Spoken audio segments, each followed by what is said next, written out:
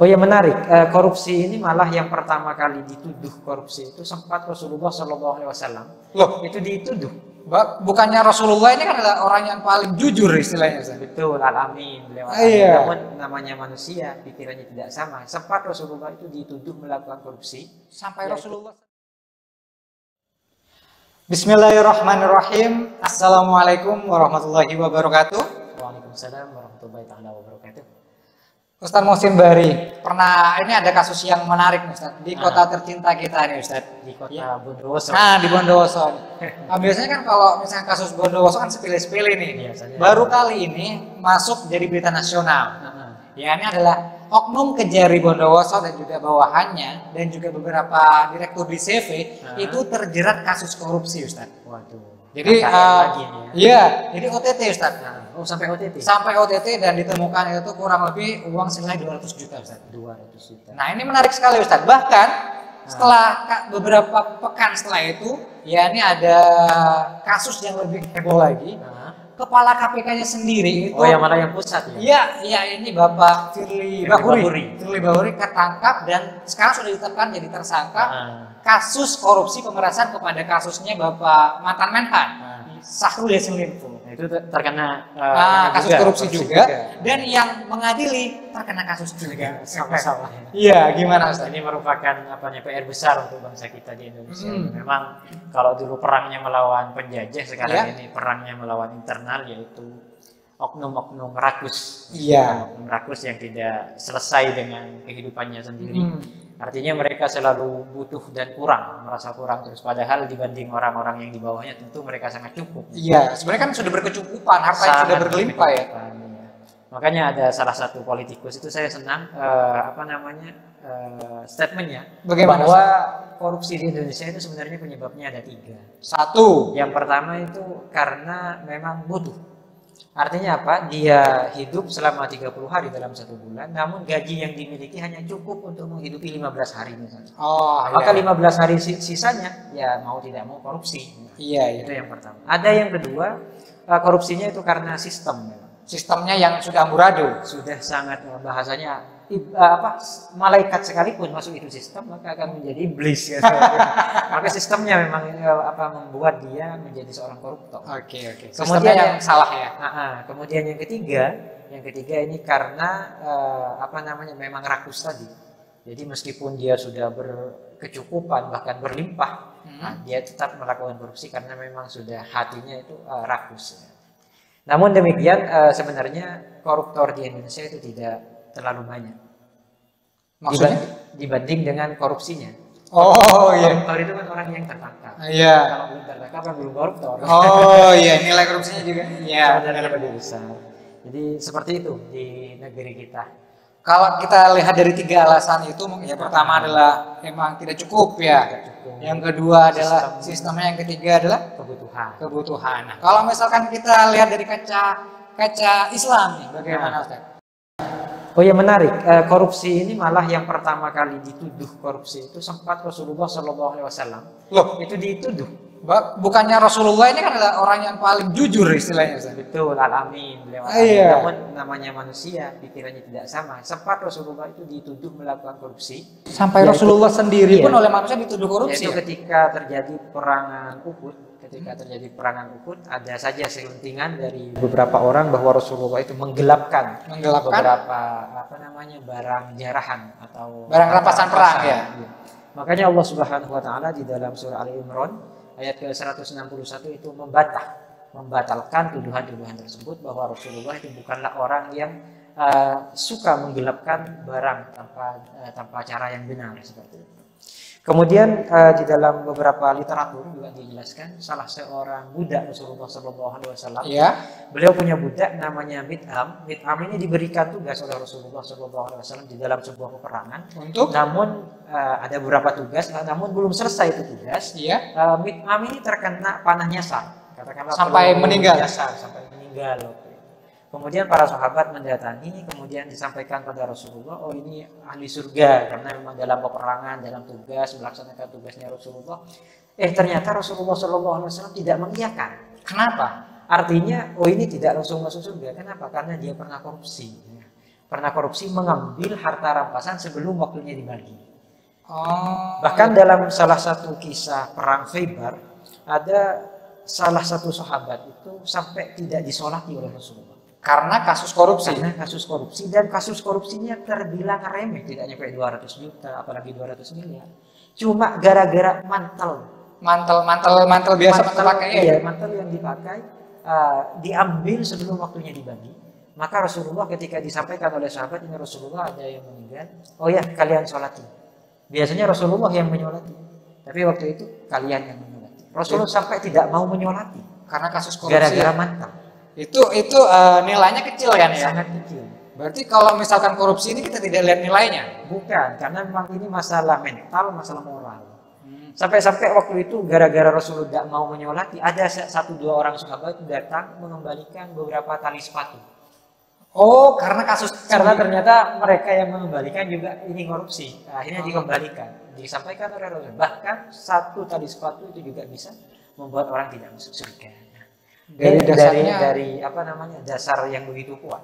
Bahkan seandainya kita melihat di hadis yang lain, Rasulullah itu sampai-sampai putri tercinta beliau, putri bungsu beliau, yaitu Sayyidah Fatimah, istri Sayyidina Ali radhiyallahu anhu. Rasulullah itu pernah menyampaikan, gini loh, andaikan Fatimah yang korupsi, mencuri, menggelapkan, mengambil tanpa hak, gosip dan lain sebagainya. Andaikan Fatimah yang sampai korupsi, mengambil barang orang, mencuri, aku sendiri yang akan menegakkan hukumnya, aku sendiri yang akan memotong tangannya. Sampai seperti itu tegasnya Rasulullah SAW dalam masalah korupsi. Oh, berarti ketegasannya diperlukan sangat untuk melawan korupsi ya? Sangat diperlukan, karena seperti ini, korupsi itu kan dari mental moral. Ada orang itu memang sudah punya mental dan moral, meskipun berkecukupan sedemikian rupa, masih aja dia suka ngambil barang remeh, masuk ke toko ngambil barang kecil. Itu sudah menjadi karakter. Maka seandainya karakter ini dipelihara, kemudian dimiliki orang-orang yang punya kebijakan, punya kedudukan, punya kejabatan, yang mana nasib rakyat Indonesia seluruhnya bergantung kepada dia yang punya pemilik kebijakan. Wah, maka itu akan sangat luar biasa merusak kepada bangsa kita. Nah, melihat alasan yang nomor 3 tadi, saya masih penasaran ya Ustadz, yang dia sudah mampu secara finansial, tapi masih korupsi. Apakah ada nilai pendidikan yang salah, atau dari sekolahnya yang salah, atau akhlaknya yang kurang waktu masih pembelajaran, waktu zaman entah istilahnya SD, SMP atau SMA, atau mungkin pendidikan kita moral pendidikan kita yang salah, Ustaz? Sering ya disampaikan oleh pengamat-pengamat pendidikan di Indonesia, kita tidak pernah kekurangan orang cerdas, kita tidak pernah kekurangan orang pintar. Namun saat ini krisisnya adalah krisis orang-orang yang punya moral baik, yang punya attitude baik, yang punya akhlak baik. Tentu ini menjadi PR luar biasa bagi pemerintah kita, bagi umarok kita, bagi ulama kita. Ini menjadi PR yang tidak akan pernah selesai, karena memang salah satu visi misi tugas Rasulullah liutammima makarimal akhlak, terus menyempurnakan itu akhlak manusia. Oke. Jadi ketika kasus ini belum selesai, loh ini bagaimana? Indonesia ini negeri muslim. Iya. Mayoritas muslim. Iya. Sedangkan ajaran Islam itu luar biasa di dalam masalah korupsi, KKN. Betul.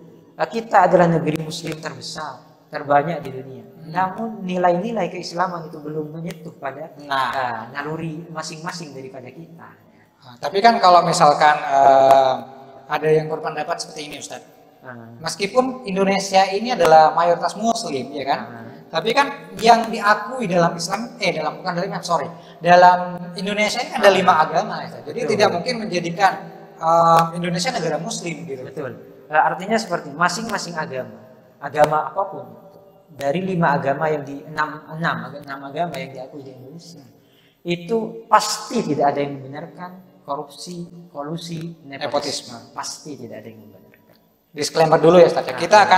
Yang kita bahas ini korupsi dari sudut pandang Islam ya, bukan dari sudut pemerintahan. Biarkan itu ada orang yang berkompeten yang membahas ya. Nah, kalau pandangan fikih sendiri terkait korupsi ini seperti apa Ustaz? Di dalam fikih istilah-istilah pidana yang mengarah kepada korupsi itu macam-macam. Ada sarikoh, mencuri, kemudian ada wasop, mengambil hak orang lain tanpa hak yang bukan haknya tanpa izin. kemudian ada riswah, suap menyuap, ada namanya ikhtilas atau mutil atau ngerampok, kemudian ada kot motorik. Motorik nih apa? Semacam merampok di tengah jalan. Malak gitu ya? Lebih keras daripada sekedar malak ya. Hingga menyakiti. Malak, ya, bisa menyakiti bahkan membunuh. Ini semua dibahas di dalam agama Islam. Semua itu tentu di dalam bahasa fikih itu haram. Itu berdosa. Semuanya itu berdosa. Bahkan apa namanya ya? Di dalam hadis qudsi yang sering kita dengar. Ketika ada seorang punya niat, sekedar niat ini masih belum menjadi sebuah aksi. Ada niat dia berbuat sebuah kejahatan, maka dia tidak akan ditulis apa-apa, tapi kalau sudah dilakukan maka akan tertulis satu kejahatan, dosa. Namun seandainya dia punya niat untuk melakukan kebaikan, ya, ada muncul rasa ingin untuk melakukan sebuah kebaikan, maka dia langsung mendapatkan 1 poin pahala. Dan ketika dia beraksi melakukan itu kebaikan, maka pahalanya bisa berlipat ganda, bisa 2, bisa 3, sampai 7, sampai 100, sampai 700. Jadi untuk mencari pahala lebih gampang daripada dosa mudah, ya? Sangat mudah. Artinya apa? Di dalam masalah niat saja, konsep di dalam Islam itu sudah betul-betul terkonsep dengan rapi. Kalau di dalam undang-undang pidana mungkin bahasanya percobaan melakukan sebuah tindakan pidana atau tindakan pidana yang terencana. Itu beda-beda, hukumnya kan berbeda kan? Pasti yang direncanakan dengan yang misalkan otomatis lah itu berbeda kan ya? Makanya fasenya itu ada fase tafkir, masih di dalam pikiran, belum ada orang yang tahu.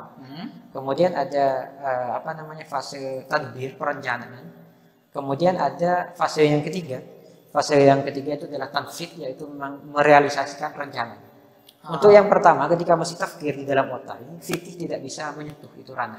Karena itu ranah yang tidak ada hukumnya.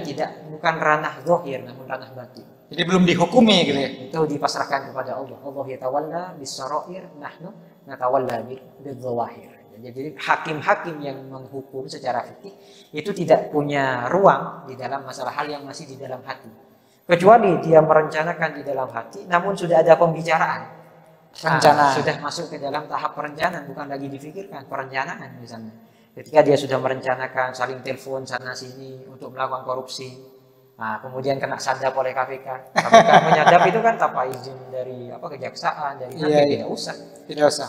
Maka sejak saat itu sudah bisa terkena tindak pidana. Bahkan sebelum melakukan perencanaan ya. Pencegahan biasanya itu KPK memang melakukan semacam penyadapan, biasanya nanti arahnya ke OTT dan lain sebagainya. Secara fikih semacam itu. Iya. Jadi tidak ada yang namanya korupsi KKN ini ditolerir oleh fikih, kecuali ada satu yang diperbolehkan.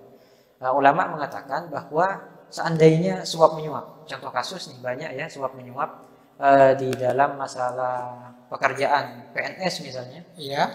Saya punya kapabilitas untuk menjadi seorang PNS.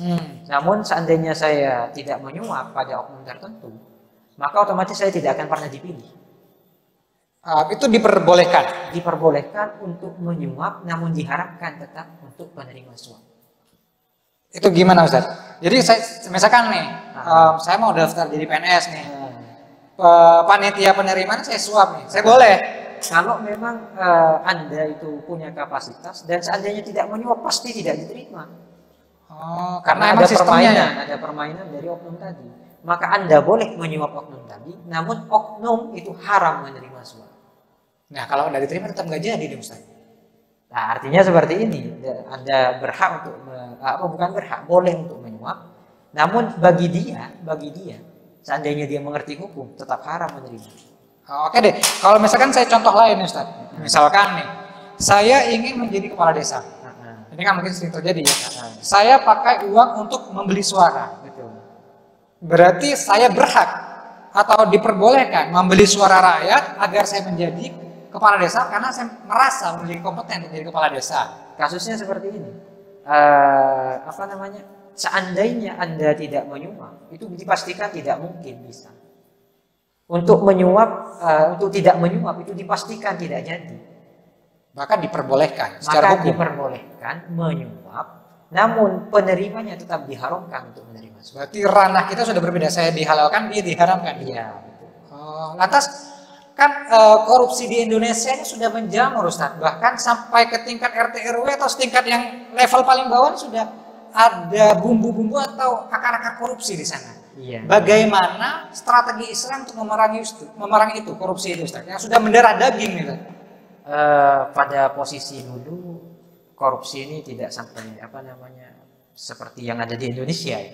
Namun sudah muncul yang namanya kasus-kasus. Contoh terbunuhnya Sayyidina Utsman ibnu Affan. Beliau itu terbunuh karena pemberontakan dari beberapa masyarakat, yang mana masyarakat itu menuduh Sayyidina Utsman ini melakukan nepotisme.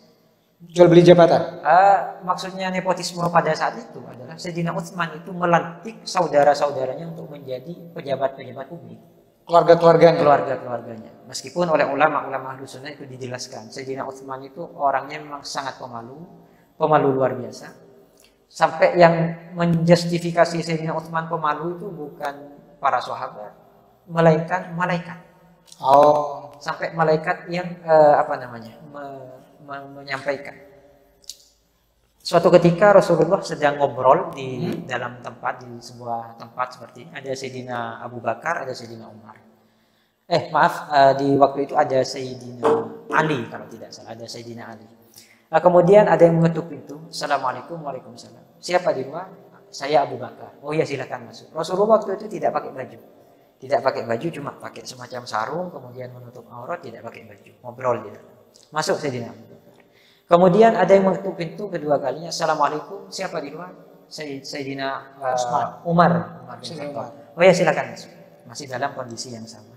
Kemudian ketiga kalinya diketuk pintu. Assalamualaikum. Siapa di luar? Sayyidina Utsman bin Affan. Nah, akhirnya karena Sayyidina Utsman bin Affan, Rasulullah SAW tunggu dulu.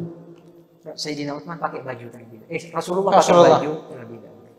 Setelah selesai buyar, kemudian Sayyidina Ali bin Abi Thalib bertanya, Rasulullah tadi ketika Abu Bakar kemudian Sayyidina Umar masuk, jenengan tetap kondisi awal tidak pakai baju. Namun kenapa ketika Sayyidina Utsman mau masuk, kok ternyata sampean ini masih pakai baju terlebih dahulu? Iya. Artinya, bagaimana mungkin aku tidak malu kepada orang yang malaikat saja malu kepadanya? Malaikat saja malu kepadanya. Memang Sayyidina Utsman itu sangat luar biasa pemalu ya. Makanya ketika beliau jadi khalifah, untuk memarahi bawahan-bawahannya, para gubernur-gubernur dan para pejabat-pejabat publik di bawahnya, beliau itu sungkan untuk marah. Makanya yang dilantik adalah keluarga-keluarganya sendiri. Agar apa? Agar tidak sungkan untuk memarahi. Namun cara ini dipahami berbeda oleh orang-orang sekitarnya waktu itu, sehingga beliau didemo.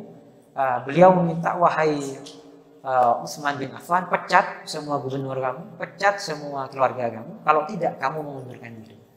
Nah, itu yang menyebabkan Sayyidina Utsman pada akhirnya itu terbunuh. Ya, karena dituduh nepotisme tadi Ustaz ya? Nepotisme oleh orang-orang yang ada di sekitarnya. Jadi seperti itu. Memang munculnya nepotisme ini sangat merusak.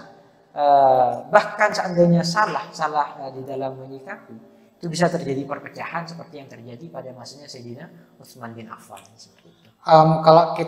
Kalau saya dengar sekilas tentang cerita Sayyidina Utsman yang melantik saudara-saudaranya, apakah sama dengan misalkan ya ada seorang presiden yang menjadikan istilahnya misalkan saudaranya menjadi gubernur Medan atau gimana itu? Tentu konteksnya sangat berbeda ya. Di masa itu sistem pemerintahan yang dipakai adalah sistem khalifah ya.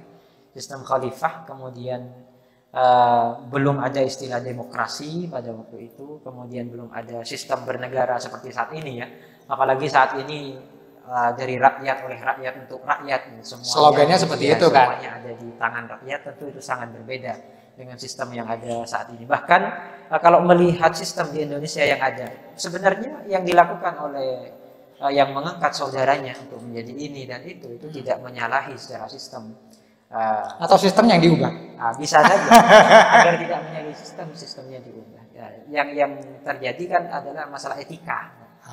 Etika berpolitik ya. Etika berpolitik. Jadi semacam itu. Jadi berbeda konteks saat ini dengan konteks di masa Sayyidina Utsman bin Affan pada saat itu. Oke, berarti kan kalau misalkan secara keseluruhan intinya yang kita bahas dari tadi masalah korupsi ini kan kembali pada diri kita, Ustaz. Iya, iya. Ya ini kepada background pendidikan kita, background akhlak kita, background segala agar kita kuat. Karena kalau misalkan dengan sistem yang salah, Ustaz, benar kata Ustaz tadi, kalau malaikat aja kalau masuk pada sistem yang salah, malaikatnya juga ikut korupsi. Iya kan? Iya. Jadi tergantung pada diri kita untuk membentengi itu sebenarnya kan, Ustaz. Iya, itu makanya banyak yang sudah memprogramkan bagaimana sekiranya mengatasi korupsi ini bukan tugas yang paling atas, melainkan mulai dari keluarga. Mulai dari keluarga sendiri bagaimana mengajari anak-anak kita untuk tidak berbohong. Karena itu berbohong menjadi bibit-bibit untuk korupsi ya. Bibit unggul. Bibit unggul untuk menjadikan orang sebagai koruptor kalau ketemu. Nah, itu. Oke, dan menurut data nih, kalau nggak salah Indonesia sudah termasuk dalam berapa besar gitu negara terkorup. Artinya sudah sangat kritis, sudah sangat kritis. Oke. Kalau bukan dari kita yang memulai sedikit demi sedikit. Dari kita sendiri ya Ustaz ya, dari pribadi kita sendiri. Sambil kita diperbaiki sistemnya gitu Ustaz ya. Semoga ke depan orang-orang yang kita pilih, orang-orang yang menjadi pimpinan kita, atasan kita, wakil kita adalah orang-orang yang dijaga oleh Allah. Amin amin. Karena ini sebentar lagi masuk ke pemilu Ustaz. Betul, betul. Ini kita juga harus cerdas memilih karena yang dipilih akan menjadi pertaruhan untuk kita 5 tahun ke depan. Seperti yang Ustaz tadi katakan. Jadi kalau misalnya ada yang nawari uang, tolak ya. Sebaiknya ditolak. Oke, Karena terima kasih. Tetap haram bagi yang menerima. Kalau yang ngasih nggak masalah ya. Nggak sedekah ya. Dilihat nanti, tidak langsung boleh seperti itu. Oke, terima kasih Ustaz udah mampir ke sini, udah ngobrol-ngobrol di sini. Sampai jumpa di lain waktu dengan obrolan yang lebih menarik tentunya Ustaz. Terima kasih. Assalamualaikum warahmatullahi wabarakatuh. Warahmatullahi taala wabarakatuh.